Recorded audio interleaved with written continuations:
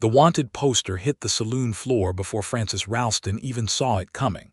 It landed face up, and the crude woodcut portrait stared at her from the dirty planks, her own likeness, sharp cheekbones and all, beneath letters so bold they might as well have been carved into her chest. Dangerous. Armed. Do not approach. 2 territories. 2 sheriff seals pressed into the paper like twin brands. Reward money that made the bartender's eyes go wide and greedy. "Frances Ralston," said the man who had thrown it, and his voice held the particular satisfaction of someone who has been hunting a long time and has finally cornered his prey. Deputy Marshal Calvin Holt was not a large man, but he wore his authority like armor, and right now he was wearing it directly between her and the door. "You're a hard woman to find." Frances did not move from her stool. She kept her hands flat on the bar top where everyone could see them, which was not submission, it was strategy. She had learned the difference a long time ago. "I expect I am," she said. Her voice came out even, which surprised even her. "2 territories got warrants on you." Holt took a step closer. The saloon had gone silent in that breathless way of places where men sense blood about to be spilled. "Arson, theft, assault on a federal officer." "That last one's a hanging offense in New Mexico Territory, Miss Ralston." "Then I suppose it's fortunate," she said quietly, "that I have never once been to New Mexico Territory." The lie was smooth and practiced and entirely beside the point, because Calvin Holt was not actually interested in the truth. He was interested in the reward money. She could see it in the way his fingers flexed near his holster. She could see it in the faces of the men watching, some hoping for violence, some hoping to stay out of it, exactly one person in the room appearing to be utterly unconcerned. That was the quiet man at the corner table. He had been there when she walked in. She had noted him the way she noted everything: long habit, survival instinct, and then dismissed him as unthreatening. Sun-darkened hands wrapped around a coffee cup, not whiskey. Broad shoulders under a worn canvas coat. A face that was neither handsome nor plain, just deeply, quietly settled, the way some men's faces got when they had spent years looking at the horizon and had made their peace with it. He was reading what appeared to be a seed catalog. He had not looked up when Holt walked in. He had not looked up when the poster hit the floor. He looked up now.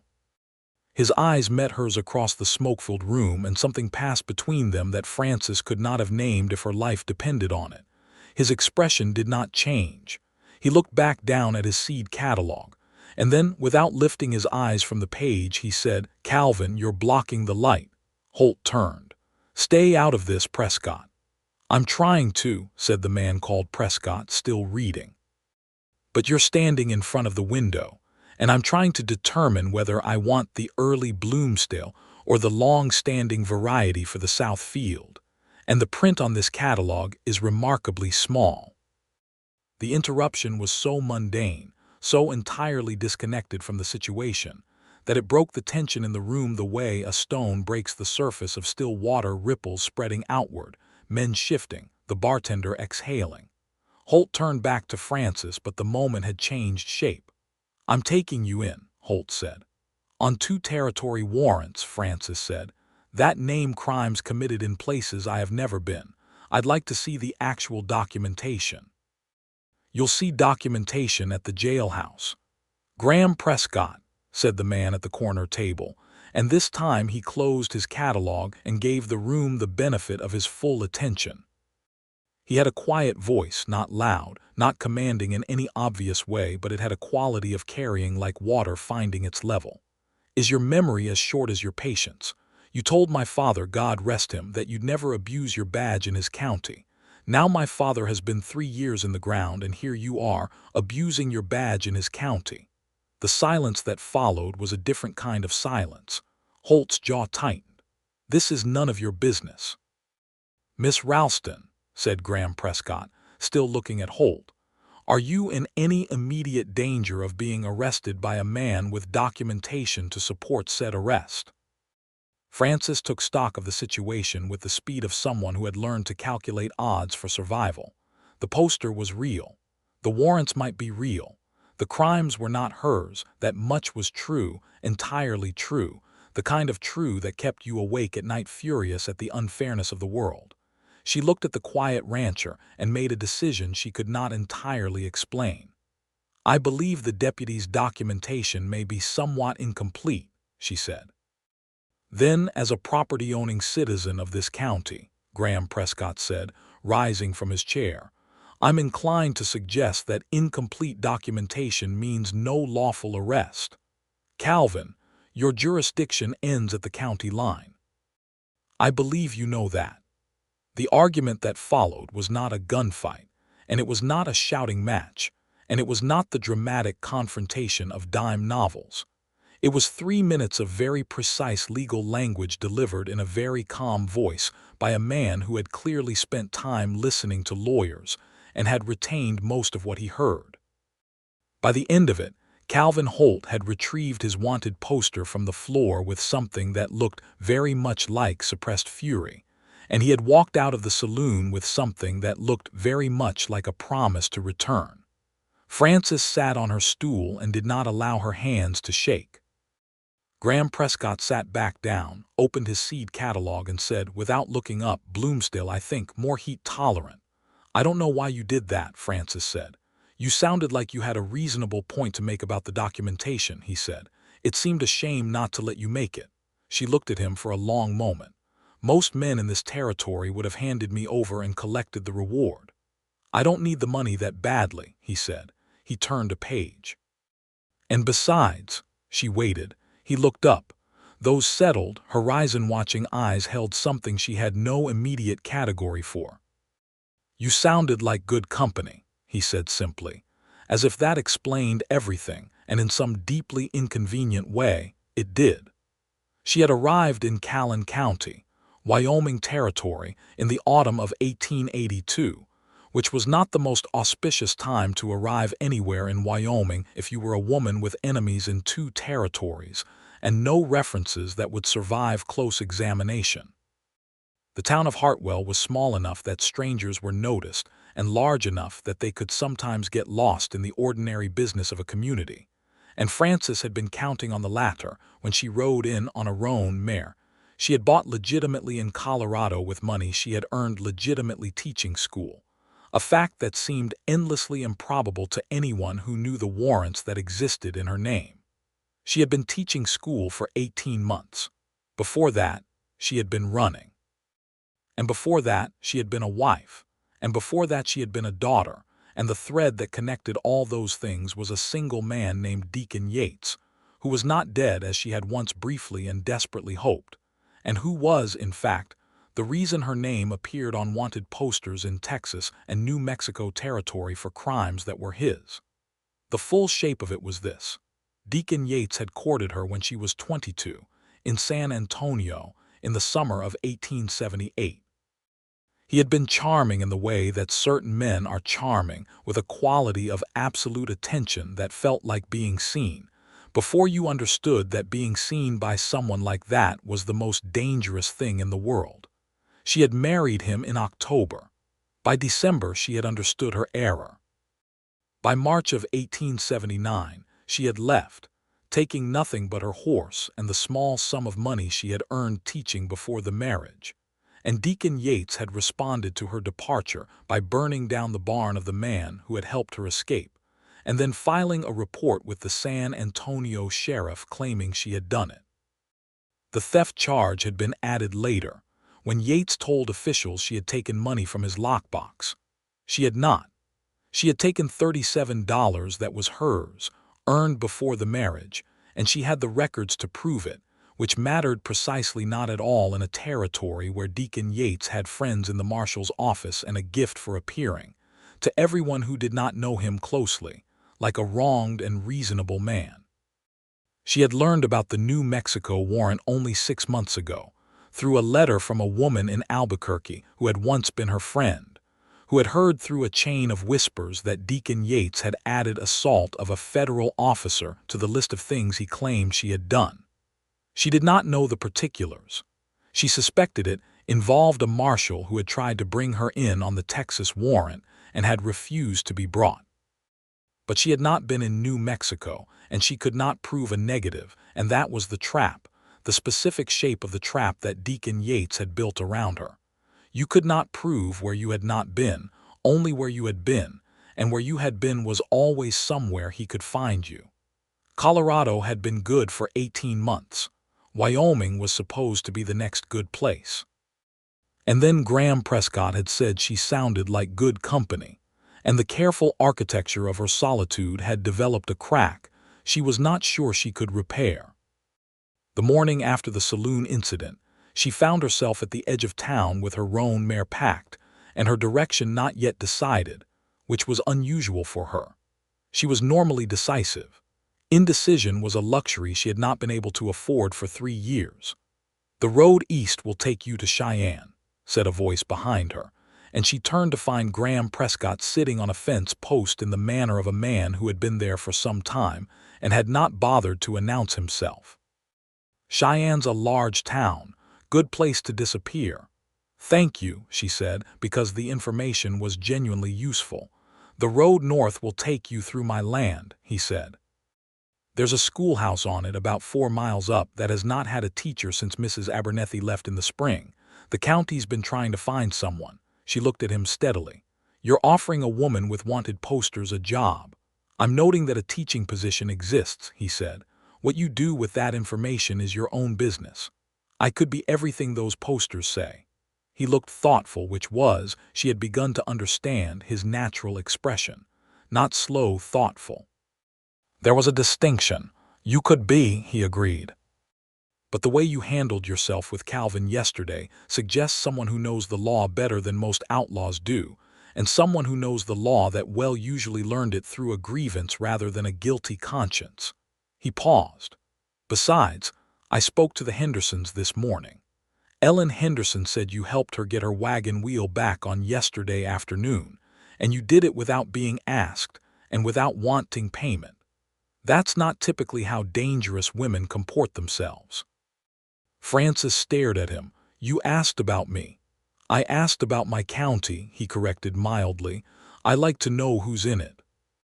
The silence stretched between them, filled with the sound of Wyoming autumn wind in dried grass, a hawk somewhere overhead. She should take the road to Cheyenne. She knew she should take the road to Cheyenne. Cheyenne was sensible. "Tell me about the schoolhouse," she said. Graham Prescott's ranch was called the Double P, which he told her without any apparent pride and without any apparent embarrassment, simply as a fact about geography. It sat 4 miles north of Hartwell on 340 acres of land his father had homesteaded in 1867, and that Graham had expanded by purchase and by patience over the 15 years since. He ran cattle, about 200 head. He grew hay. He kept a kitchen garden that was, he mentioned in passing, notably productive, which she understood now was connected to his interest in the seed catalog. The schoolhouse was genuine. It was a single room, wood-framed, with 6 desks in various states of repair, and a cast-iron stove that needed new flue piping, and it sat on the eastern edge of his property at a crossroads where 4 families' worth of children could reach it without undue hardship. The county paid for the teacher's salary, such as it was. There was a room above the feed store in Hartwell, where previous teachers had boarded.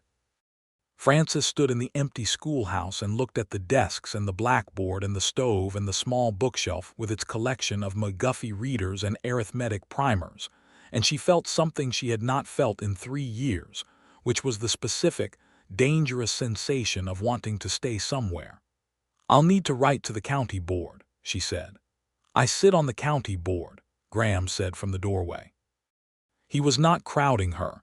He kept a distance that she recognized, with some part of herself that had learned to read men carefully, as deliberately respectful rather than indifferent. "I can handle the paperwork. And when Calvin Holt comes back with better documentation." He was quiet for a moment. Outside, the wind moved through the grass. "Then we'll deal with Calvin Holt," he said, as if it were that simple, as if problems presented solutions rather than walls, as if her dark past were a manageable weather condition rather than a trap built by a man who had spent 3 years tightening it. She should have said no. She knew she should have said no. She said, 3 months. If things are quiet, I'll stay through winter. If there's trouble, I leave without argument. That's a reasonable arrangement, he said. She looked at him. You are a strange man, Graham Prescott. So I've been told, he said, and there was something in the corners of his eyes that might have been humor, the quiet kind, the kind that lived in a person rather than being performed for an audience, though usually not so politely. The first weeks were almost peaceful, which made Frances deeply suspicious. She had learned to distrust peace the way a sensible person distrusts a river that's running too smooth. It generally meant something was happening underneath. But the days organized themselves around the schoolhouse and its 8 students, who ranged from 6 to 14 years of age, and who had the particular quality of frontier children, practically capable and academically starved, delighted by the appearance of books and instruction, even when they expressed that delight through pretending to be indifferent. There was a boy named Thomas Henderson, 11 years old, who could do long division faster in his head than Frances could on a slate, and who read at a level 3 years above his age. There was a girl named Lucy Park, 8, who could not yet read but who listened to stories with an intensity that suggested she was memorizing them whole.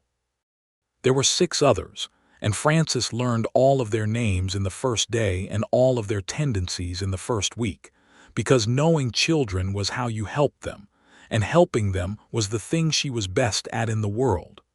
Graham Prescott did not visit the schoolhouse often.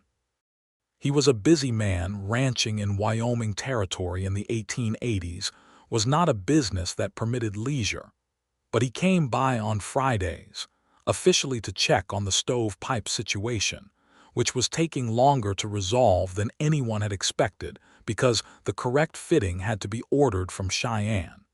He would stand in the doorway for a few minutes, watching the end of the school day. He never came in unless invited. He was always invited eventually, because the children liked him with the uncomplicated directness that children have for people who treat them as full human beings. One Friday in late October, he came while she was working with Thomas Henderson on a geography problem.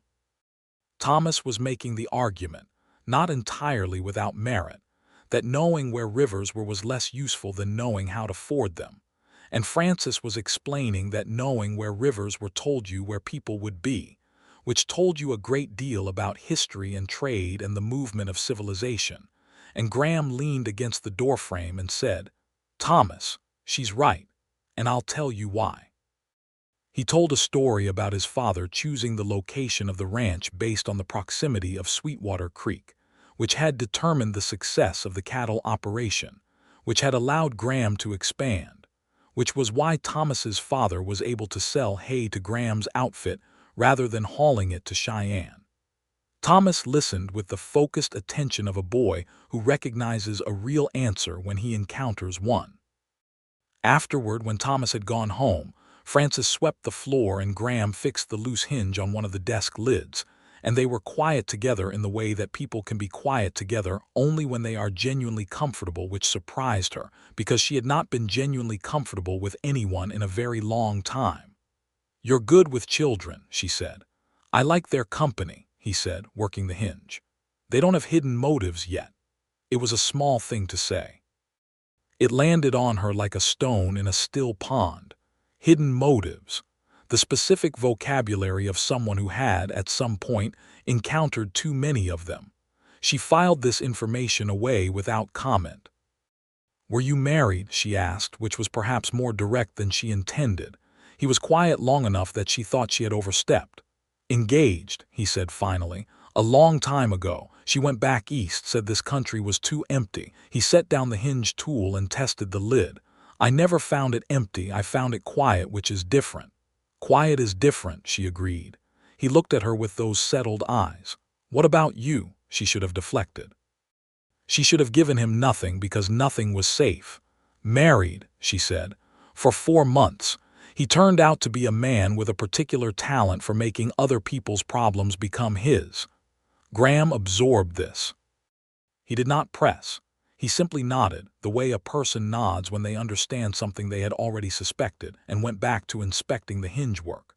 "The south pasture fence needs replacing before the hard freeze," he said, because he was a man who understood when to shift direction.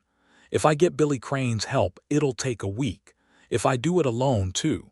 I've been trying to decide which is worse, Billy's company or the extra week." "What's wrong with Billy Crane's company?" "He talks," Graham said, with the precise, weighted delivery of a man for whom talking was a genuine effort and therefore a genuine resource. "Constantly. About everything. Mostly things that have already happened and cannot be changed." Frances laughed. It came out of her suddenly and completely, the way water comes out of ground that has absorbed too much rain, and it startled both of them. She put her hand over her mouth. He looked at her with an expression that was not quite a smile but was something in the same family, something warm and slightly wondering, as if he had found something unexpected and was deciding whether to be glad about it. "Billy's company," she said, recovering. "Definitely Billy's company. You think. The fence gets done in a week," she said. "Whatever it costs you in conversation, you've still got the fence." He considered this with the seriousness he brought to everything. "That's true," he said. "That's actually a sound argument." November arrived with the particular authority of Wyoming winters, which do not ask permission. The first snow came on a Tuesday, light and exploratory, just enough to make the world look different without making it impassable. The children arrived at school with red cheeks and excess energy, and the news that the creek had frozen at the edges, which led Frances into an unexpected and deeply productive lesson about the properties of water, and the science of freezing that none of them had asked for, but all of them found riveting once it was underway. She was walking back to town after school when Graham's wagon came alongside her on the road. He was heading to Hartwell for supplies, he said. She was welcome to ride if she was going that direction. She was going that direction. She climbed up. They rode in their characteristic quiet, which had developed a texture by now, a comfort. She had begun to understand that Graham Prescott communicated more in silences than most men communicated in speech, and she had begun to understand something about herself, which was that she had been so long among people who spoke too much and meant too little that the silence felt like water after a long thirst. "I heard from a contact in Laramie," he said after a mile or so. She went still. "Calvin Holt has filed for updated documentation on the warrants," he said. "He's trying to get a territorial marshal involved." The trap tightening. Exactly, the trap tightening. "I expected it," she said, which was true. "I've also been in correspondence with a lawyer in Cheyenne," he said. "His name is Aldous Webb. He handles territorial law, and he has a particular interest in cases involving what he calls irregular warrant procedures." Graham kept his eyes on the road. "He'd like to look at your situation if you'd allow it." She was quiet for a long time. "A lawyer." A real lawyer, not a dime novel lawyer, not someone operating on favors and goodwill, but someone who understood the machinery of the law well enough to take it apart and put it back together. She had thought about lawyers before and dismissed the thought each time because lawyers cost money she did not have and time she could not guarantee. "Why are you doing this?" she asked. "Doing what?" "All of it. The school, the lawyer, She stopped. "You don't know me." "I know you well enough," he said. "Calvin Holt could make your life very difficult." "Calvin Holt has been making my life very difficult since he used my fence posts to build a chicken coop without asking," Graham said. "I'm accustomed to it." She looked at him. The late November light was thin and clear, and it caught the angles of his face, the quiet jaw, the patient eyes, the slight set of his shoulders that suggested a man who had long ago decided what he believed and was not interested in being argued out of it. She felt something shift inside her chest, something that had been locked down tight for 3 years, some specific form of trust that she had carefully buried because it had gotten her into the worst mistake of her life. She did not trust it, but she noted it. She noted it with the careful attention of someone who has learned that what you notice but do not acknowledge tends to grow in the dark. "Write to your lawyer," she said. Aldous Webb's response arrived 2 weeks later, forwarded through Graham because Frances had given Graham's address rather than her own, a decision she did not examine too closely. Webb's letter was long and full of legal language that she could mostly parse, and the summary of it was this. The Texas warrant was based on a complaint filed by Deacon Yates, who was the complainant, and who had no independent witnesses to the alleged crime.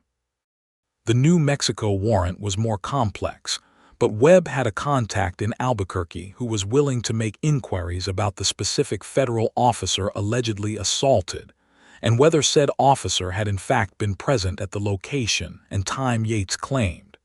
It was not a solution.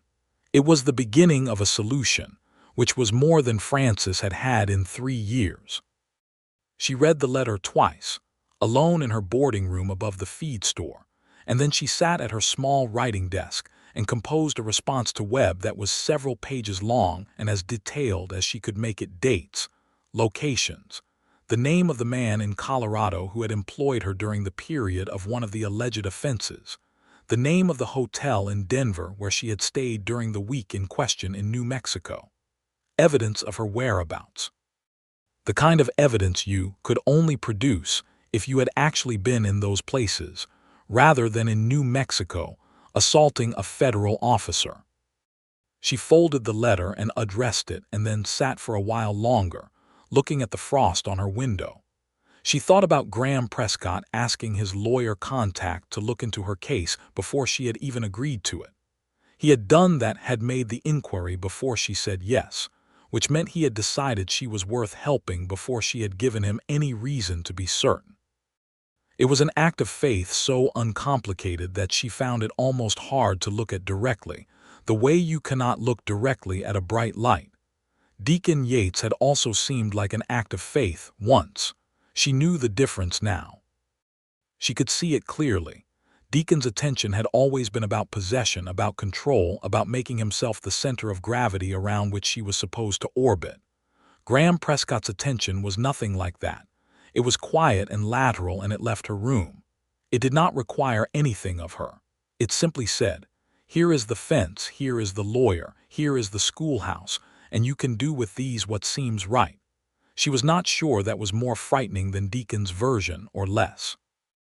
December brought the full weight of Wyoming winter, which was considerable, and with it came the ice on the roads and the early dark and the cast iron stove in the schoolhouse working at full capacity, which had finally been achieved with the new flue pipe that arrived from Cheyenne in late November.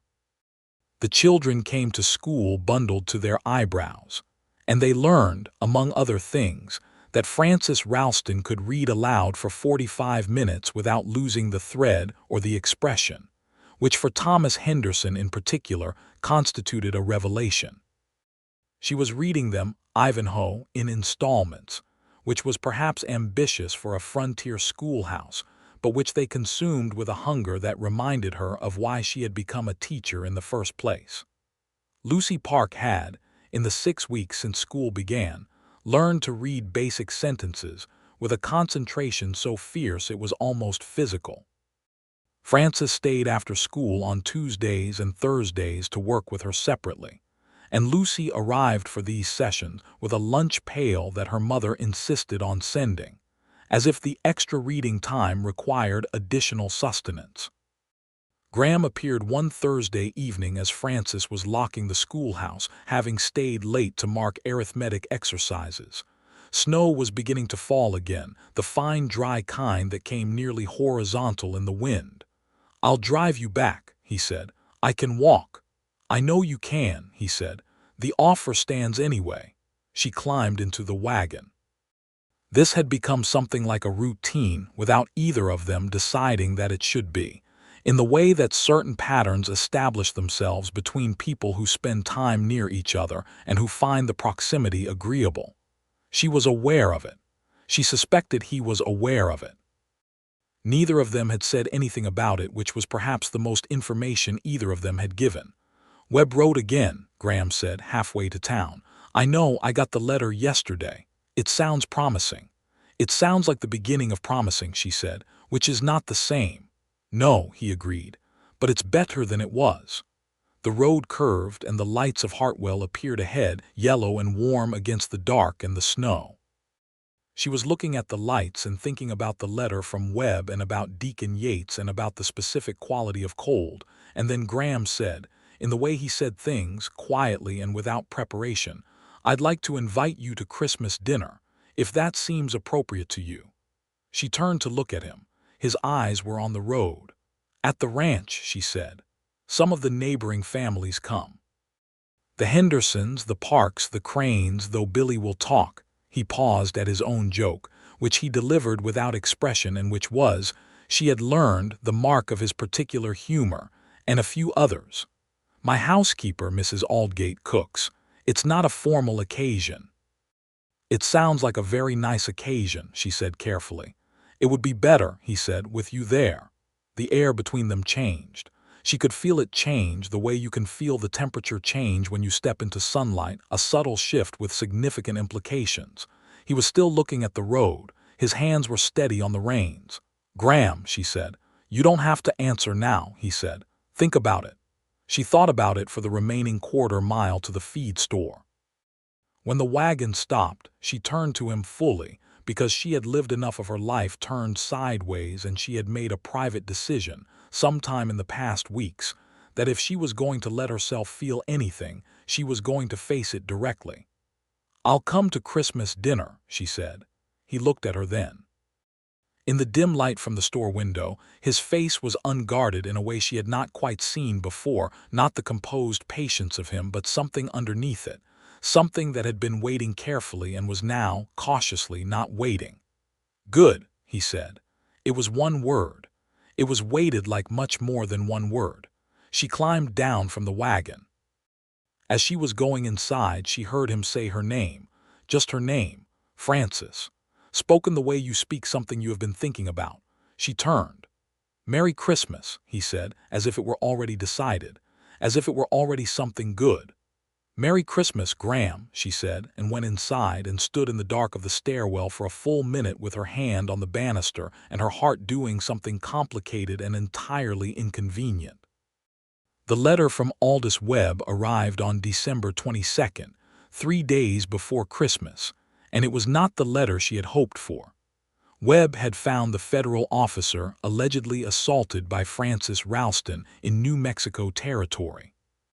His name was Marshall Dale Ennis, and he was stationed in Albuquerque, and he was, according to Webb's contact, a man with close ties to Deacon Yates, specifically a financial connection that Webb described with careful legal precision as a lending arrangement of some duration that may create a conflict of interest in the matter of the complaint.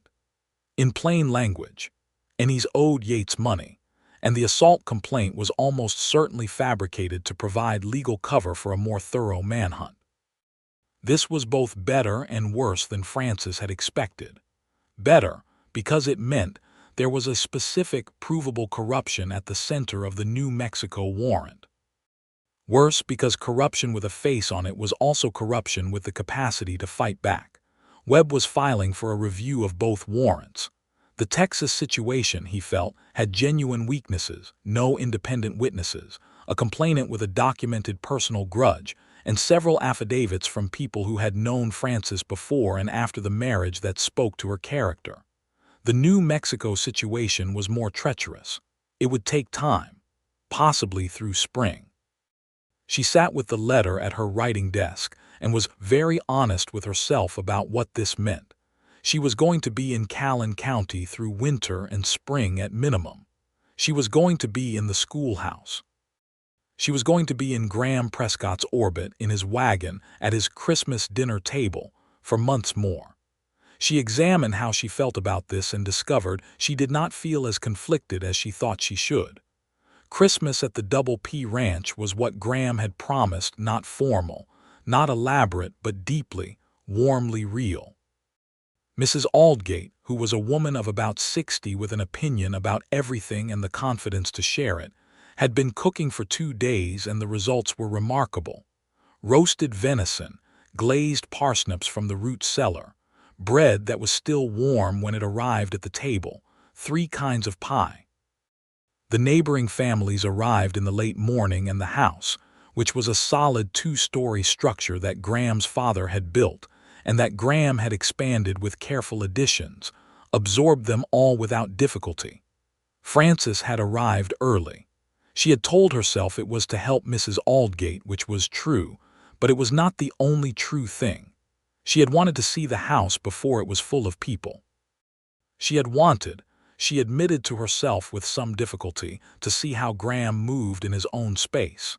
He moved in it the way she might have predicted, quietly, without ceremony, making things work without drawing attention to the making. He brought wood in before it was needed. He noticed when Mrs. Aldgate's attention was stretched thin and stepped in without being asked. When the Henderson family's youngest arrived crying because she had dropped her doll in a mud puddle on the way over, Graham produced a dry cloth and cleaned the doll with the same matter-of-fact efficiency he brought to fence repairs. And the child stopped crying and regarded him with the immediate loyalty of the very young.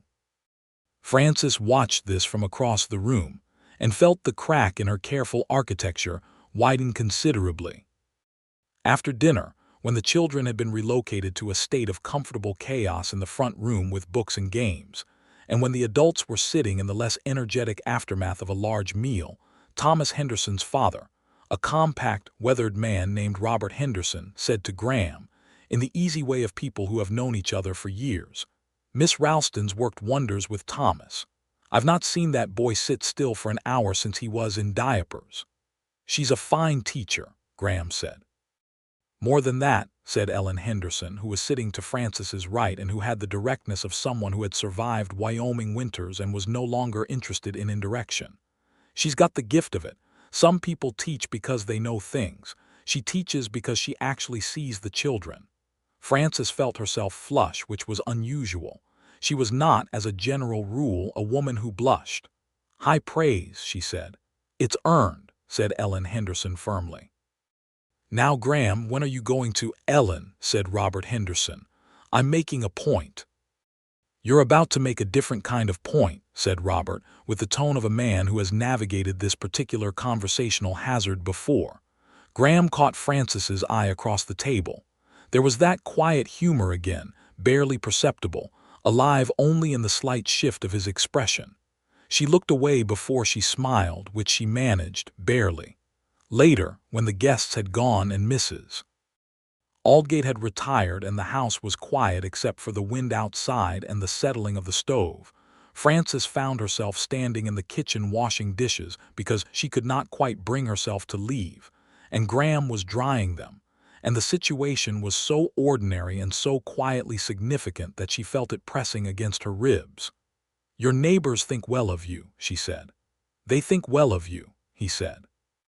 "Mrs. Aldgate told me before dinner that you were the first person she'd met in years who actually helped in the kitchen instead of standing in it. I like to be useful." "So do I," he said. He set a dried plate on the shelf.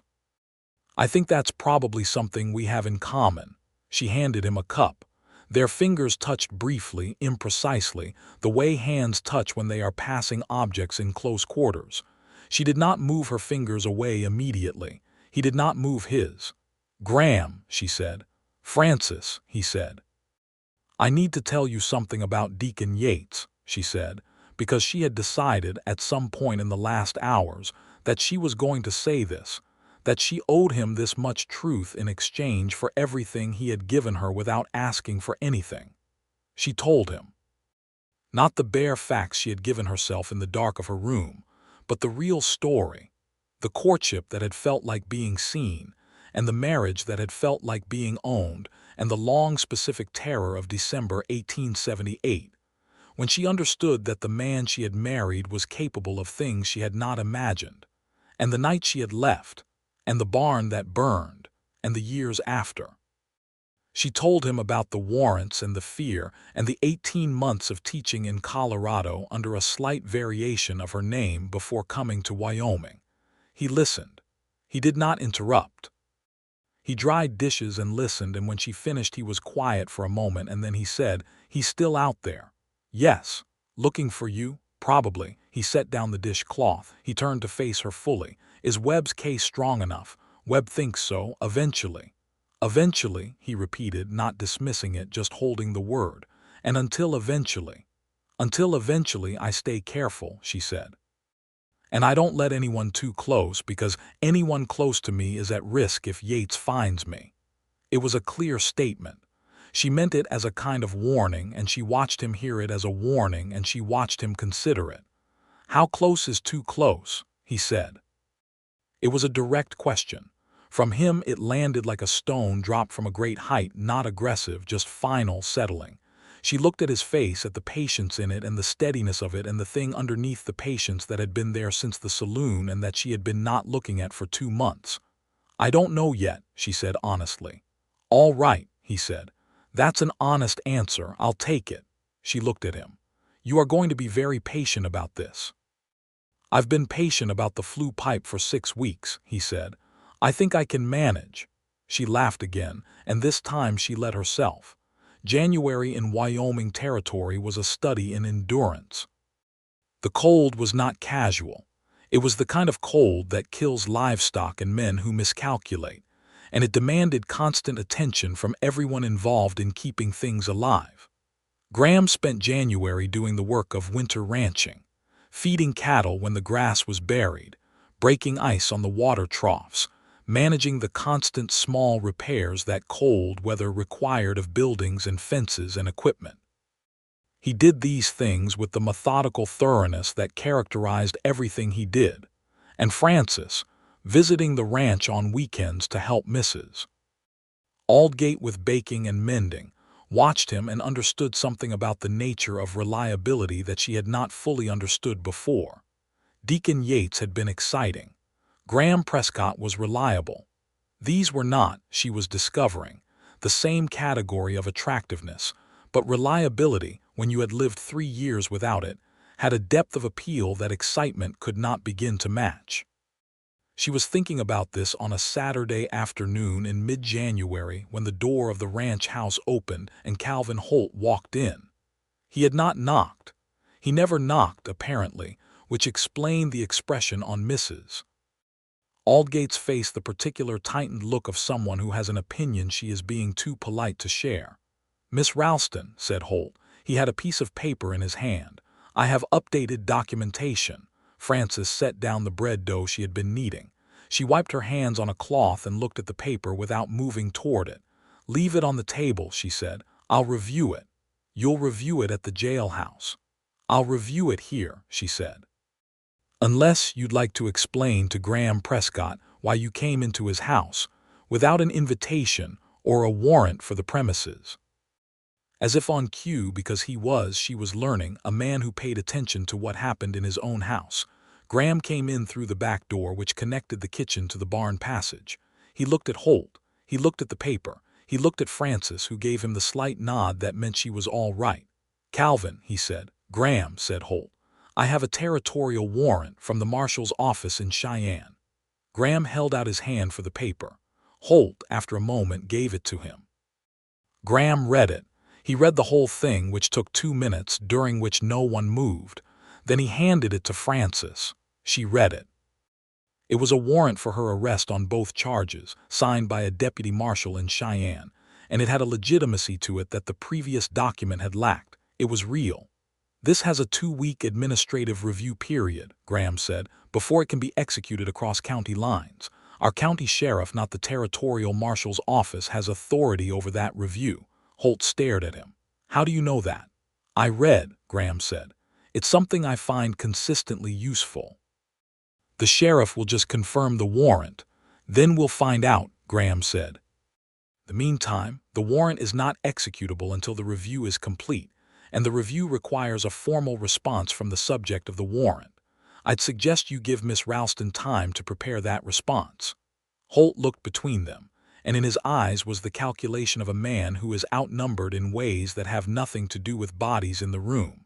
He had the paper and the authority, but Graham Prescott had the law, or at least enough of it to make things difficult.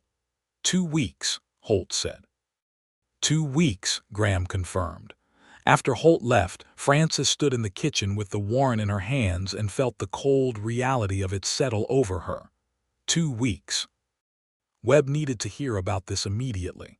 The review process, if handled correctly, could extend the timeline. If handled incorrectly, she would be in a jailhouse in Cheyenne by February, and from there Deacon Yates would find a way to make sure she stayed there. "Write to Webb today," Graham said, as if he had heard her thinking. "I will. I'll ride to Hartwell with the letter myself," he said. "Get it on the afternoon post." She was looking at the warrant. She was thinking about Deacon Yates and the years of being chased and the way fear, over time, becomes so familiar it starts to feel like a permanent condition, like your own heartbeat. She was thinking that she was tired of it. Profoundly, deeply tired. "Graham," she said. He was already at the coat hooks getting his heavy coat. He stopped. "Thank you," she said. "I know I say that and it never feels sufficient for what I mean." He turned. He looked at her with the straightforward clarity that was characteristic of him, the kind of clarity that neither overclaims nor deflects. "You don't have to thank me," he said. "I'm not doing this out of obligation." "I know," she said. "That's part of why it's hard to thank you properly." He was quiet for a moment. Outside, the wind moved snow against the window in a sound like whispered names. "When this is over," he said carefully, "when Webb has sorted it and the warrants are gone and you don't have to look over your shoulder every time a man walks through a door, when all that is just a thing that used to be and not a thing that is, I'd like to ask you something.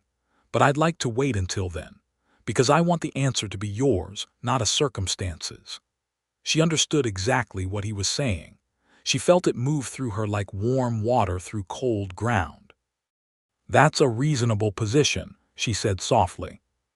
"So I've been told," he said, which was the same phrase he had used in the saloon that first day, and she recognized it as his specific brand of returning to something not circular but recursive, like a river that bends back past a point and lets you see it from a different angle.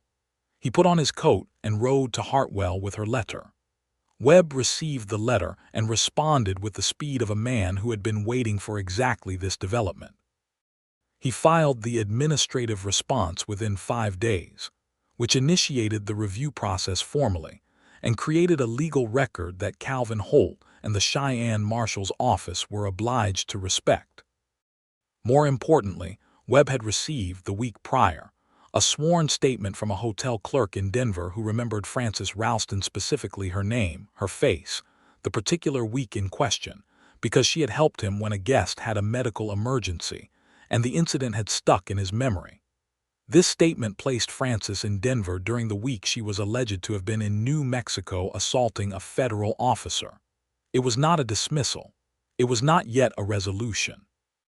But it was evidence, real and documented, of the kind that courts of law were supposed to care about, and Webb was confident that, when combined with the testimony of the Albuquerque contact regarding Ennis's financial relationship with Yates, it created a picture that a territorial judge would find difficult to ignore. February passed in the grip of cold and the slow progress of legal process, and Frances taught school and baked bread at the ranch on Saturdays and rode in Graham's wagon and sat with him in the comfortable quiet of two people who are learning each other with great care. She told him about her childhood, which had been in Missouri, near St. Joseph, the daughter of a schoolteacher father and a mother who made exceptional quilts and had opinions about literature. She told him about teaching her first class at 19, in a one-room schoolhouse not unlike the one she taught in now. She told him about coming west with a friend's family in 1877 and meeting Deacon Yates in San Antonio.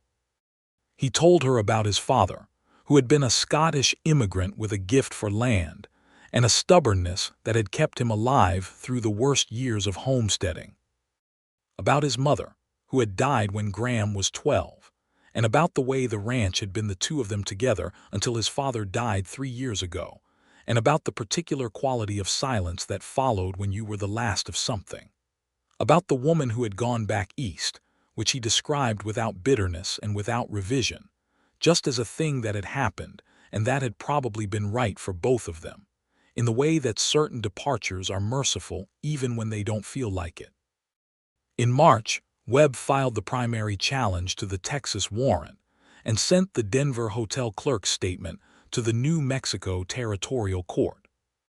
The Cheyenne Marshal's office, responding to pressure from the Administrative Review, agreed to suspend execution of the warrant pending the judicial review, which meant Calvin Holt was, for the moment, without a legal mechanism to compel anything. Frances received this news on a Thursday morning. She was alone in the schoolhouse with the morning fire going and the 8 desks in their rows and the McGuffey readers on the shelf and the blackboard covered in the arithmetic problem she had set for the afternoon's lesson. She sat at her teacher's desk and read Webb's letter twice, and then set it down and pressed both hands flat on the desktop and breathed very deliberately. It was not over. But it was close.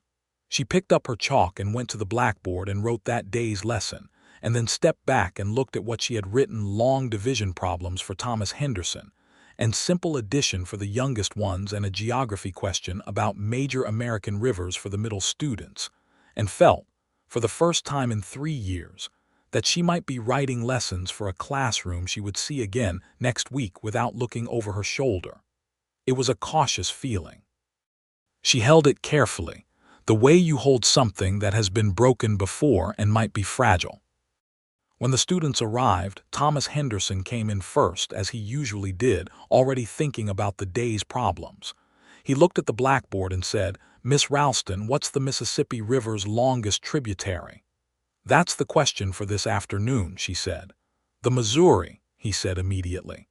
"Then the question is answered, and you can help Lucy with her reading instead."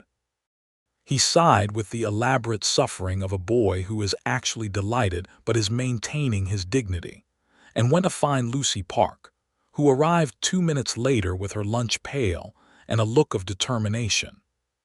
Frances watched them settle at their desks and felt the warm solidity of the moment, the specific, earned pleasure of a thing she had built with care, and she thought about Graham Prescott waiting for the warrants to be gone so he could ask her a question. She thought she knew what the question was. She thought she knew her answer. Spring arrived in Wyoming in the tentative, apologetic manner of a season that knows it has to replace something formidable.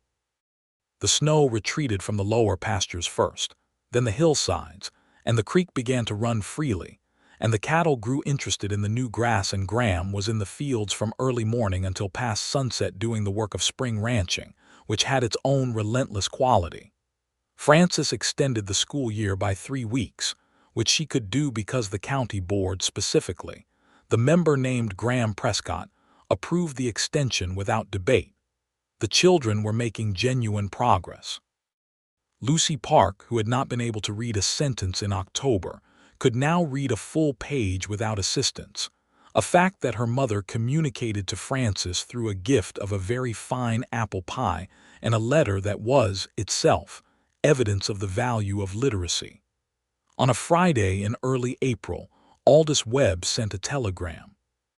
It arrived at the Hartwell telegraph office, and the operator, who knew Frances as the schoolteacher and who was discreet enough not to read it aloud in a public place, held it until she came by. The telegram said, "Texas warrant dismissed. Complainant credibility insufficient. New Mexico review proceeding. Recommend patience. Good outcome expected."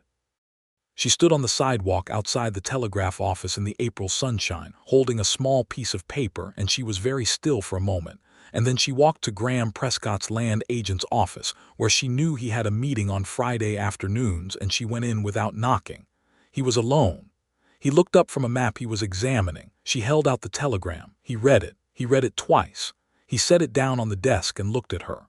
"One down," he said. "One down," she agreed. "Webb thinks the second is going the same direction. Then we wait." "We wait," she said. He stood up. He came around the desk, not quickly, not dramatically, just moving across the room in the way he moved through everything, with a steadiness that she had come to understand was not slowness but intention. He stopped in front of her, close enough that she could see the particular quality of his eyes, the settled patience that had drawn her attention in the saloon, which she now knew was not patience alone but a deep-bedded care that he did not perform but simply had. I said I'd wait, he said. Until it was over, and it's not quite over. It's mostly over, she said. Mostly, he agreed, and there was something in the word that was almost a question. She took the last small step. She took it herself, deliberately, which was important, which was exactly the point. That this was her choice, made in a moment where no circumstance was compelling her, where she was not afraid and not running, and not making a decision from the particular desperation of someone with a wanted poster and nowhere else to turn. She was a school teacher in a Wyoming town in the spring of 1883, and she was choosing. She put her hands on either side of his face, which was warm from the sun through the office window, and she kissed him. It was not tentative. It was also not reckless. It was the kind of kiss that two people share when they have both been wanting it for long enough that the wanting has clarified into certainty, and what it said was simply, "Here I am. Here is my choice. Here is what I want." He kissed her back with all that same quiet intensity, his hands finding her waist, steady and sure.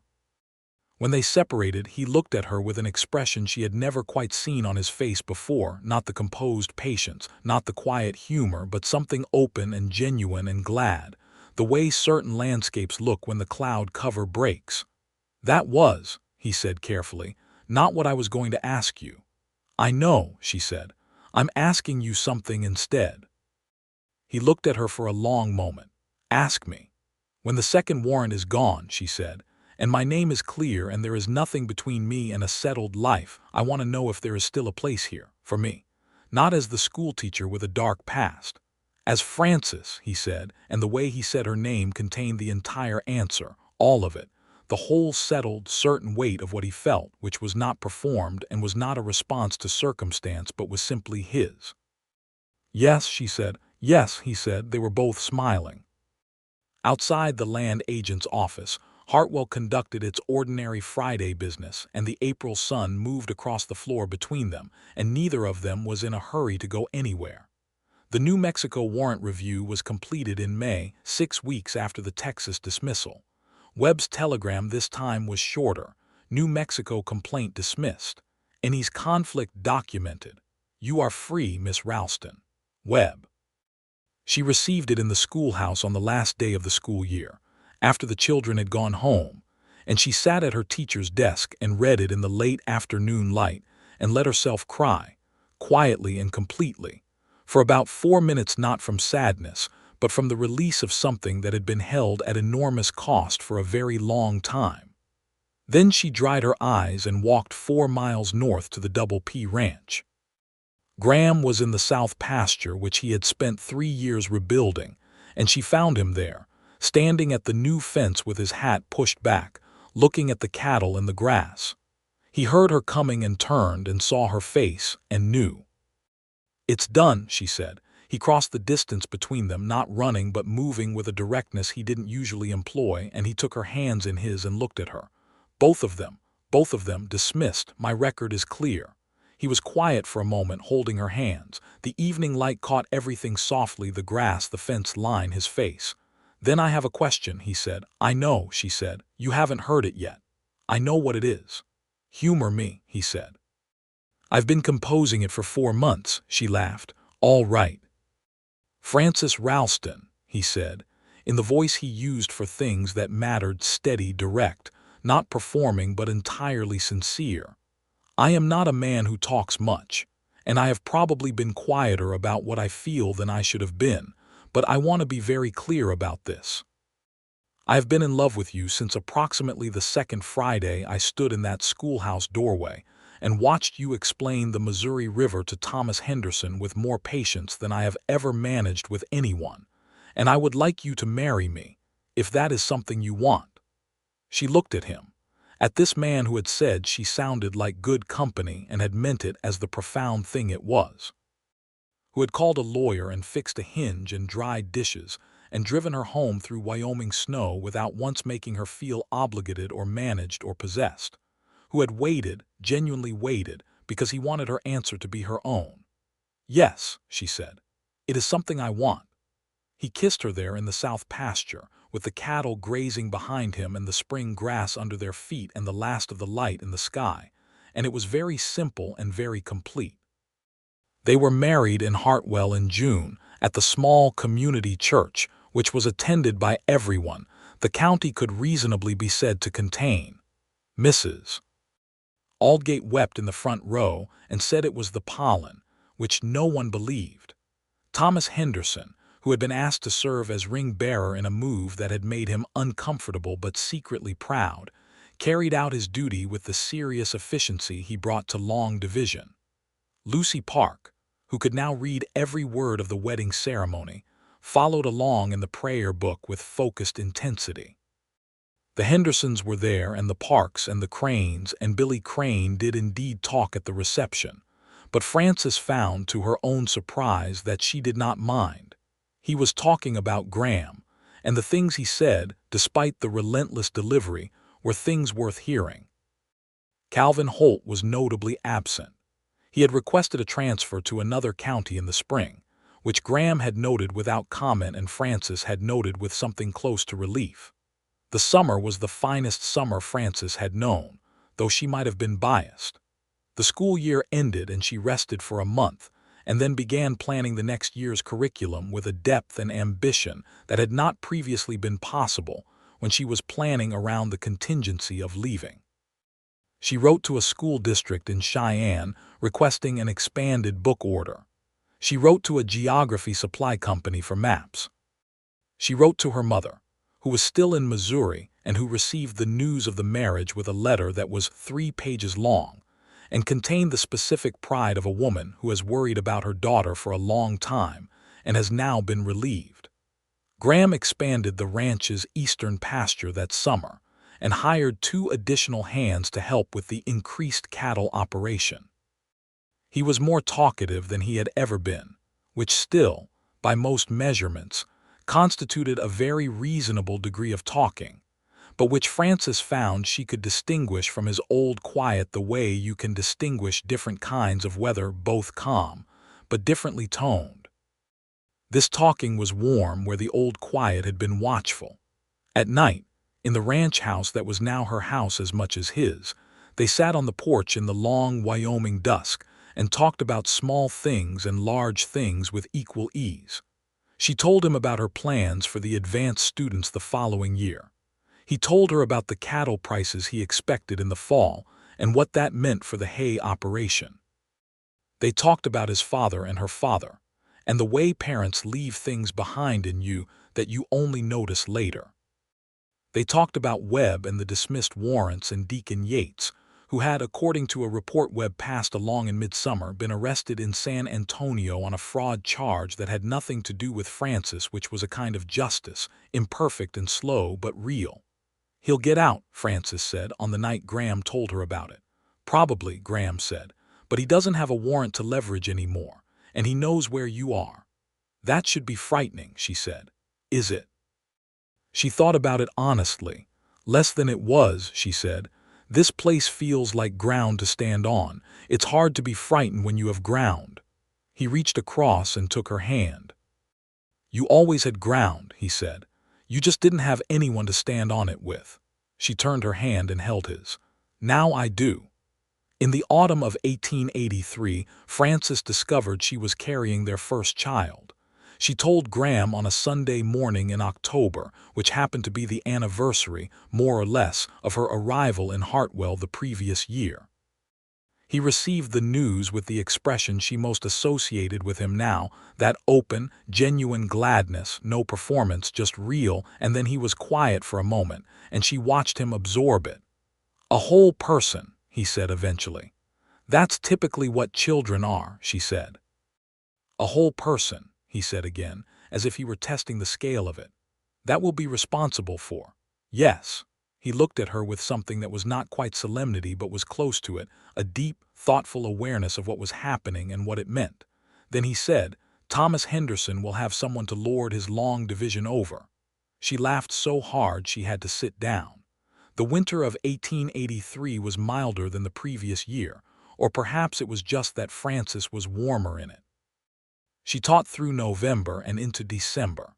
when the journey from the ranch to the schoolhouse on icy roads became impractical, and she spent the winter preparing the next year's curriculum with even more depth than the summer plan, and corresponding with Webb about the possibility of pursuing formal dismissal of any record associated with the warrants, so that the paperwork would be clean rather than merely inactive.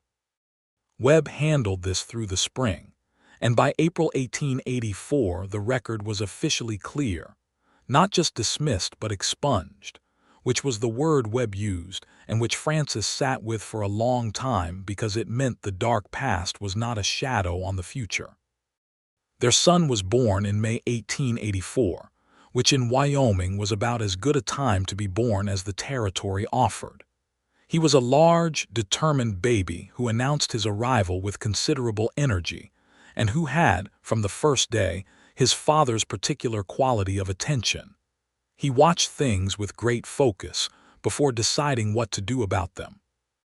They named him Arthur James Prescott, for Graham's father and Frances's father, and he was the specific kind of perfect that parents find in their first children, even when the children are not objectively doing much of interest. Graham held Arthur on the porch in the evenings with the same settled care he brought to everything, and Frances watched from the doorway and understood something that she could not have understood 3 years ago, which was that the opposite of fear was not bravery. The opposite of fear was this ordinary, grounded, daily thing. The stove and the child and the man and the sound of the creek and the particular piece of a life that belongs to you. Thomas Henderson, who was 13 by then and beginning to develop the vocabulary of someone who had been reading too far above his grade level, came to meet the baby in the first week and regarded him with the careful neutrality of someone who is unwilling to express enthusiasm but clearly feels it. "He's very small," Thomas said. "He'll get larger," Frances said. "Does he know anything yet?" "He knows when he's hungry and when he's not," Graham said from the chair where he was sitting with the baby, "which is more than some grown men manage." Thomas absorbed this. "Will you still teach next year?" he asked Frances, with the anxiety of someone asking about something that matters to him. "Yes," she said, "I'll teach next year." Thomas nodded with enormous carefully restrained relief. "Good, because the geography problems are still interesting." "I'm glad to hear it," she said. "Next year we're doing American history." He looked alarmed. "The war, all of it," she said, "including the parts that are difficult." "Oh," he said, and then, because he was Thomas Henderson, "good." The years settled into the shape of a good life. Frances taught school at the Hartwell schoolhouse through the decade, watching students come through and leave with things they had not had when they arrived, not just reading and arithmetic, but the particular confidence of children who have been taken seriously. Thomas Henderson went to the University of Wyoming in Laramie in 1887 and wrote her letters about his economics classes that she kept in a box. Lucy Park became, in the fullness of time, a teacher herself in a neighboring county, which was a fact that Frances considered one of the finest she had been part of. Arthur Prescott grew into a boy who combined his father's quiet attention with his mother's precision, which was a specific and useful combination. By the time he was 4, he could sit through a full reading session, which his father said was because he had been hearing stories since before he was born and could not break the habit. A second child came in the autumn of 1886, a daughter they named Clara Mee, who had Frances's dark hair and Graham's settled expression, and who, from the very first days, was absolutely clear about what she wanted and not at all shy about communicating it. The Double P Ranch grew through careful management and some very good years for beef prices in the late 1880s. Graham was not a man who expanded recklessly. He expanded deliberately, with the same patient intention he brought to everything, and by 1890 the ranch was running 400 head of cattle and had a reputation in the county for quality stock and fair dealing. He served on the county board continuously and eventually served as county commissioner, which was a role he approached with the same quiet thoroughness, lots of reading, occasional firm statement, unfailing follow-through. In the summer of 1890, Wyoming was admitted as the 44th state of the Union, and the celebrations in Hartwell were considerable. Frances stood with Graham at the 4th of July gathering in the town square, Arthur on one side of her at 6 years old, and Clara at 3 years old in her arms. And she looked at the bunting and the lanterns and the faces of the people she had known now for nearly a decade. And she thought about the day she had ridden into this town with a roan mare and a dark past, and no expectation that it would become the place where her life was. "Wyoming," said Arthur with the seriousness of a 6-year-old who has been listening to adults discuss statehood for weeks and is not sure he fully understands it but knows it is significant. "Wyoming," his father agreed. "Does it change anything?" Arthur asked. "For us?" Graham looked at Frances. She looked at him. It was the look of two people who have spent years building something together and who understand its dimensions very well. "Some things," Graham said. "The good things don't change." Arthur considered this with his father's deliberation, and seemed satisfied. Clara, who was not yet 3 and who had been listening with her characteristic focused attention, said, "Story," which was her way of indicating that she felt the conversation had gone on long enough, and it was time for something more rewarding. "Story," Frances agreed, shifting her daughter in her arms. "When we get home." Graham took Arthur's hand on one side and slid his other arm around Frances, and they walked back to the wagon through the summer evening with the sound of the celebration behind them. And it was not a dramatic moment or a cinematic one, just real the weight of her daughter and the warmth of his arm, and the way Arthur was already asking his father about the cattle prices that statehood might affect, earnest and practical, already his father's son. She thought about the poster on the saloon floor, and the deputy with his borrowed authority, and the quiet man at the corner table with his seed catalog. She thought about how strange it was that the worst day of 3 bad years had turned into the first day of something else entirely, because a man she had never met had looked up from a catalog and said she sounded like good company. She had been good company. He had been right about that. She had been, as it turned out, exactly the right company for him, for the school, for the county, for this particular stretch of Wyoming ground that her family now stood on and would go on standing on after today. The road home was 4 miles north, and they knew every foot of it. 3 years after statehood, in the spring of 1893, Frances began writing down the whole story. Not for publication at first, but because Arthur, who was 9 now and had his mother's way with words and his father's desire for precision, had asked her one evening to tell him about how she and his father had met, and she had told him the short version, and he had said, with the specific dissatisfaction of someone who knows when they are being given an incomplete account, "But what happened before that? What were you running from?" She looked at him across the kitchen table. He looked back with those steady eyes. "It's a long story," she said. "I like long stories," he said. "You taught me that."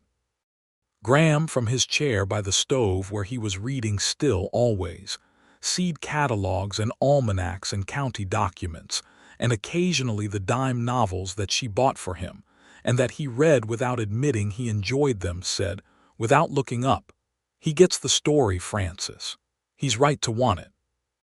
She told Arthur the whole story over 3 evenings, while Clara drew pictures at the other end of the table with the focused determination she brought to everything, occasionally looking up to listen to a particularly dramatic part.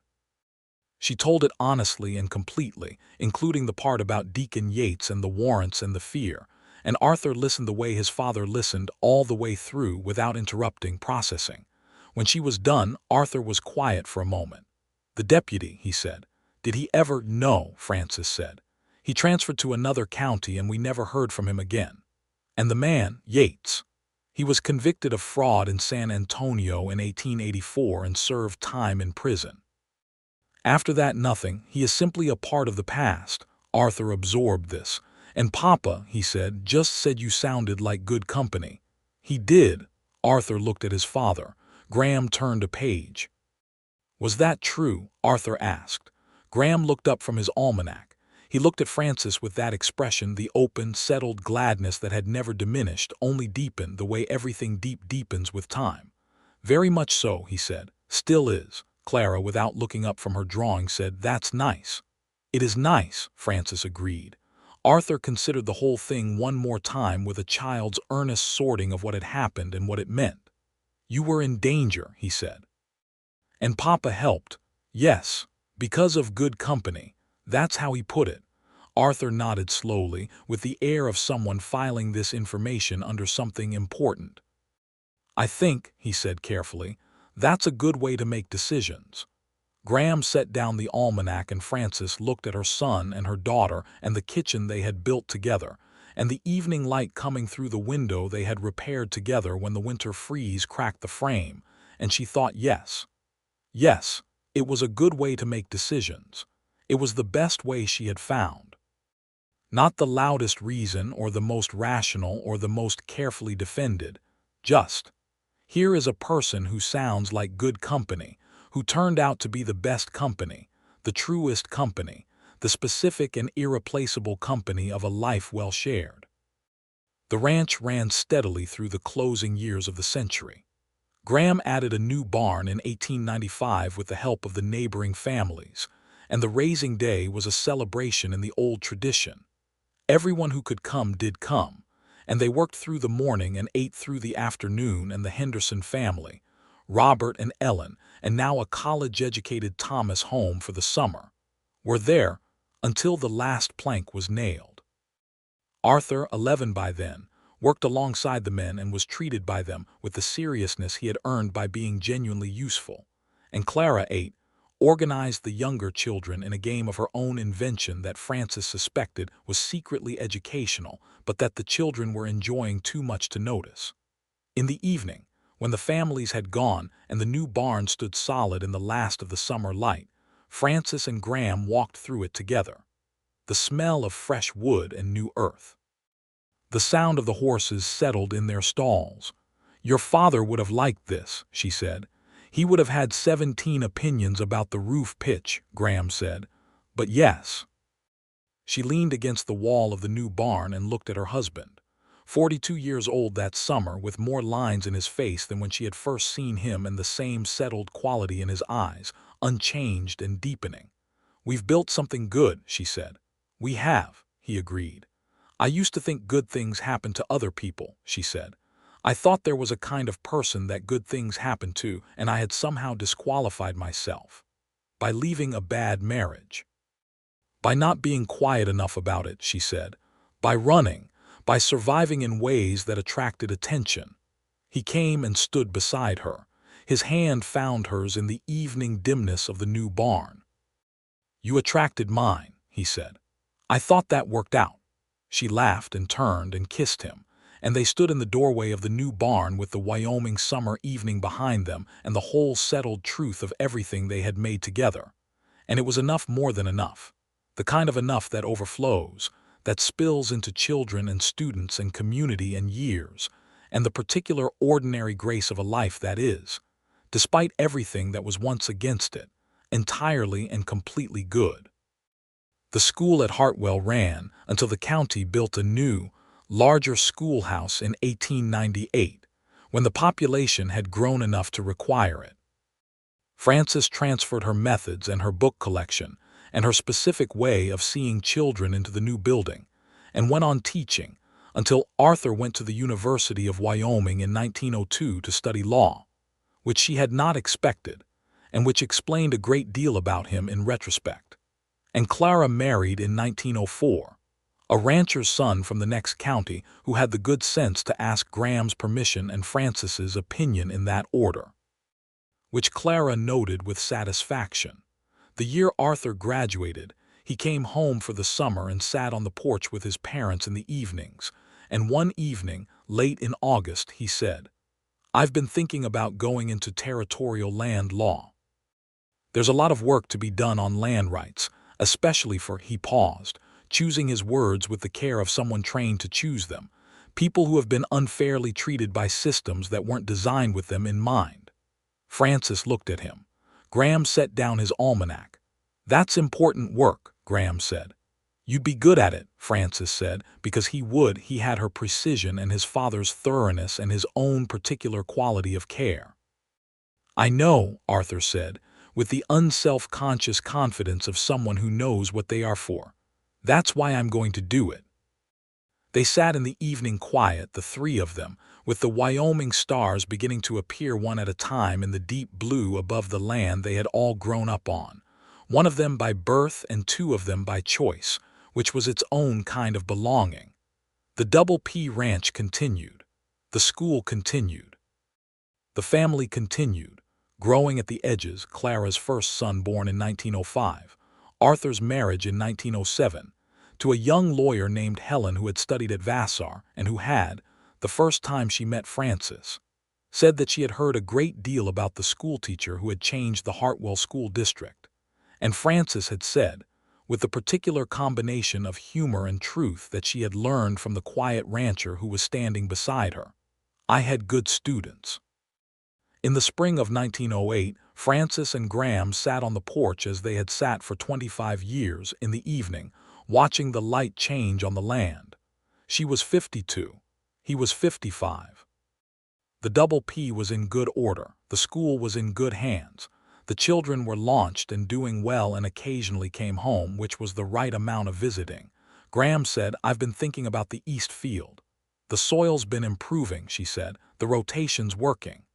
"I thought we might try sugar beets," he said. She looked at him. He was entirely serious, which was to say he was exactly as he had always been. "Sugar beets," she said. "The market's decent." "And I was reading the catalog," she said.